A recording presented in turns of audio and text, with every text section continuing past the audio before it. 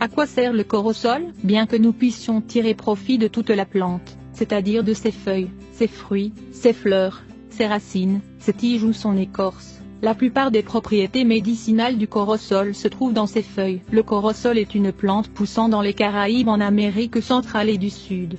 Apprenez-en plus sur les propriétés nutritives et salutaires de cette plante sauvage, originaire du Pérou.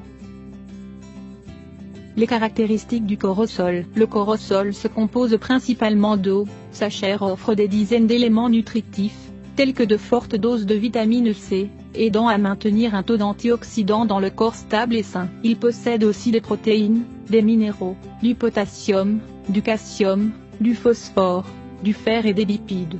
Cependant, ce fruit possède aussi une forte valeur. Il n'est donc pas conseillé. La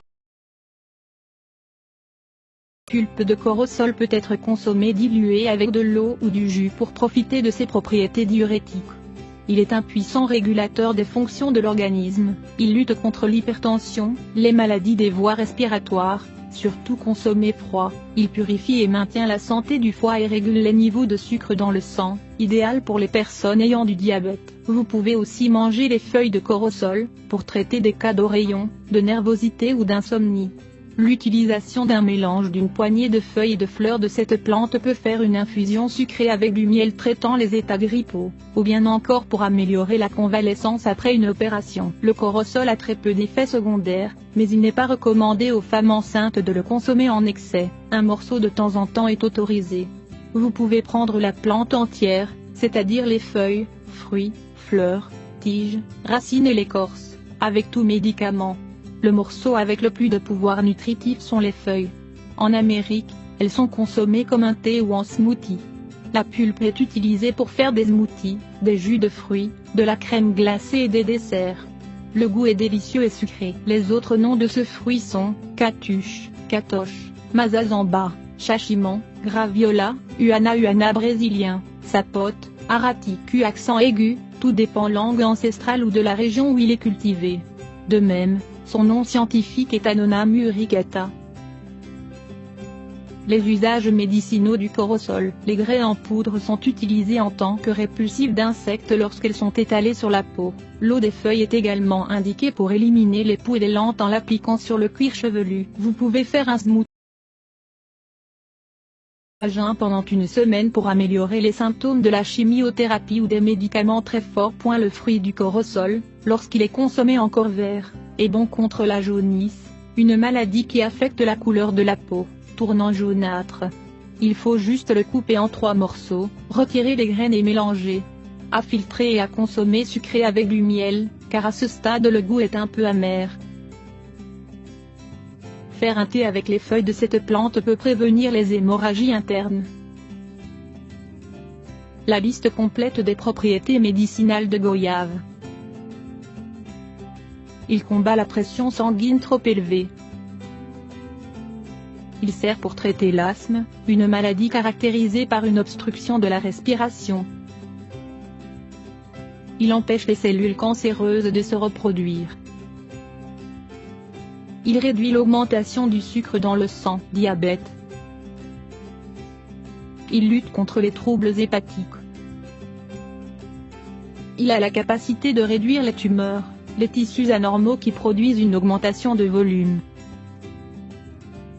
C'est un excellent insecticide, il aide à éliminer les insectes tels que les moustiques. C'est un merveilleux anti-amibien, c'est-à-dire qu'il lutte contre les parasites tels que les acariens.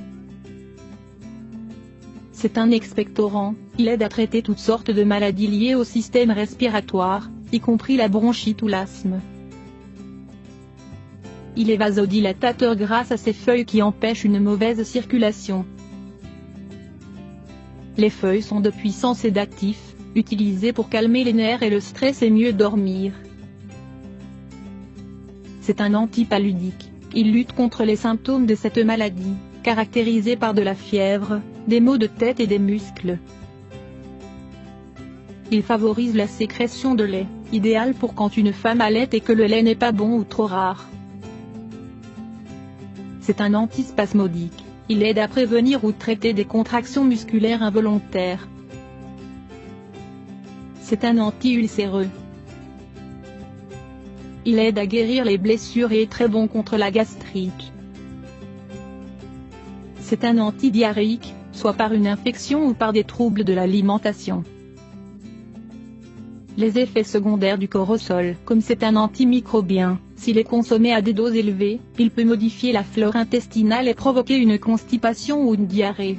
Il est nécessaire de consommer ce fruit avec modération, à commencer par une dose minimale, puis augmenter chaque jour ou chaque semaine. À son tour, par son action vasodilatatrice et hypotensive, il n'est pas indiqué chez les personnes qui ont des problèmes de cœur ou sanguin.